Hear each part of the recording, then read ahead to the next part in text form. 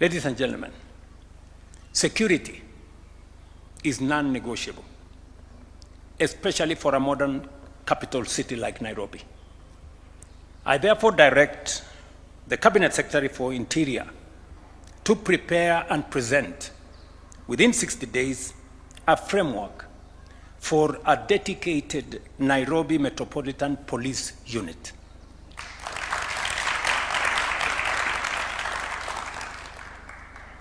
To work hand in hand with the Nairobi County security.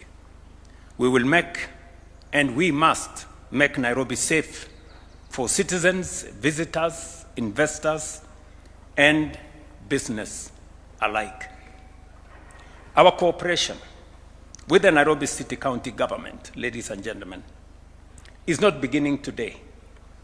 This partnership is already visible in the Nairobi Rivers Regeneration Program, a 50 billion shilling initiative transforming riverine settlements through housing, sanitation, public spaces, and environmental restoration, and employing over 45,000 young people in the city of Nairobi.